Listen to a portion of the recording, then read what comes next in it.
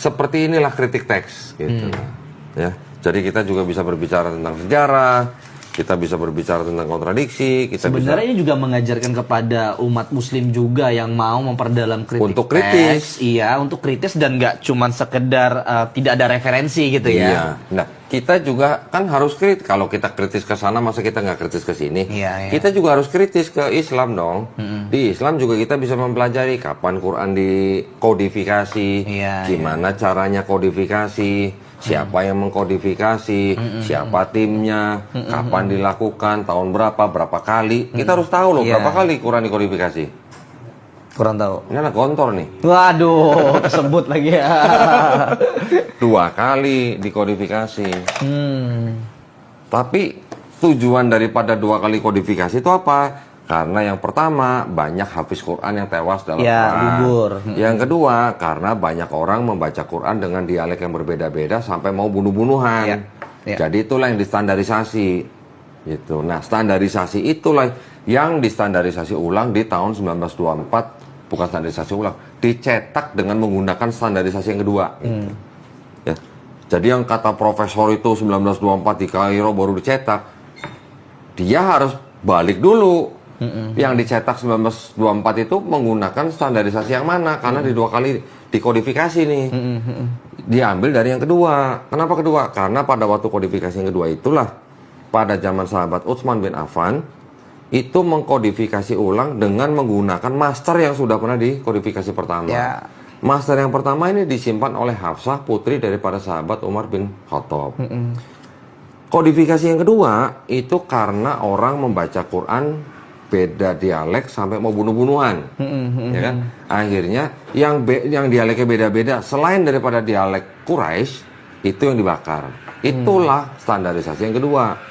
Yang dicetak di tahun 1924 di Kairo Mesir itu menggunakan yang versi yang distandarisasi oleh Utsman bin Affan. Gagal paham lah berarti ya. Nah, jadi kalau ada orang bilang Quran diedit, apanya yang diedit? Gitu loh, orang huruf hijainya sama. Iya, makanya kalau misalnya dibandingkan dengan kodifikasi tadi dalam tanda kutip, itu sebenarnya huruf hijainya pun sama. Sama, gitu. Bahkan kita juga tahu di Universitas Birmingham Inggris ada beberapa lembar Quran yang tersimpan di sana dengan baik. Ketika dites karbon, dokumen-dokumen itu diperkirakan kurang lebih 45 tahun setelah Nabi meninggal. Kurang lebih. Berarti kalau Nabi meninggal 632 Masehi, tambah 45 berapa? 77. 677 Masehi. Berarti bisa jadi orang yang punya lembaran itu kenal dengan Nabi. Iya masih ketemu masanya. Kenal dengan Nabi, pernah jalan bareng Nabi, pernah perang bareng Nabi, pernah ngopi bareng Nabi, gitu, ibaratnya gitu. Gitu. Tapi kalau ini, Bible ini disusunnya dikanonisasi namanya, bukan dikodifikasi. Kalau kodifikasi itu gimana? Sahabat-sahabat yang punya catatan-catatan ayat Quran itu ngadep kepada sebuah tim. Tim itu dipimpin oleh sahabat Sa'id bin Sabit. Dia juga hafiz Quran. Di dalam tim itu juga hafiz Quran semua. Yang datang bawa media, pelepah korma, tulang binatang, atau pelepah kayu dan segala macam. Selain setor tulisan, juga setor bacaan.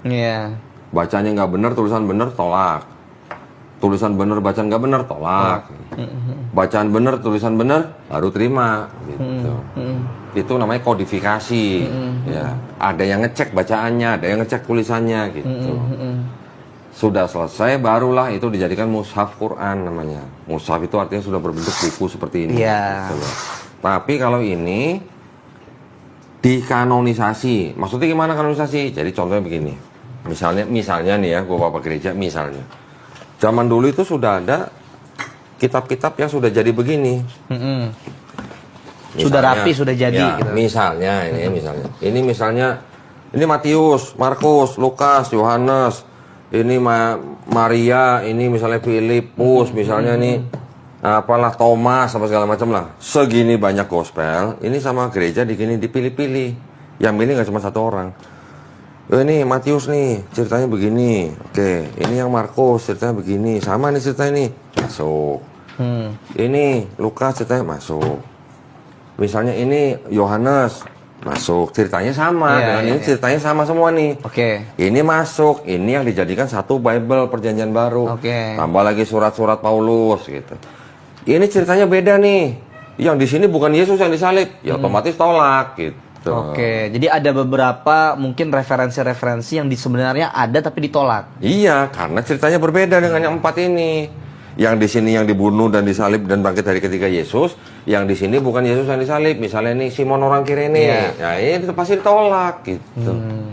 Itu yang namanya kanonisasi. Kanonisasi berlangsung bukan setahun 2 tahun.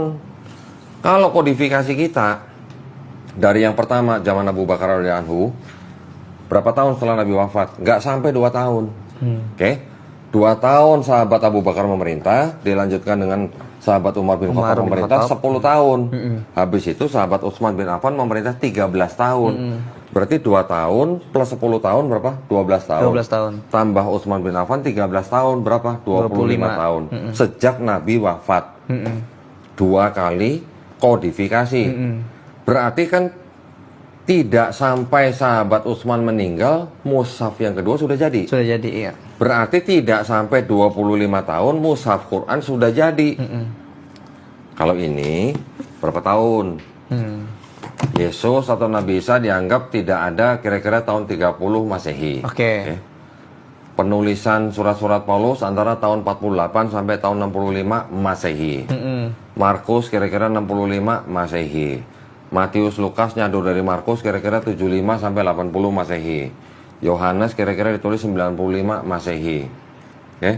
Itu masih jalan terus, dan penulisan gospel-gospel yang lain sampai akhirnya baru ketika Konsili Nisea 325 sudah mulai diinisiasi.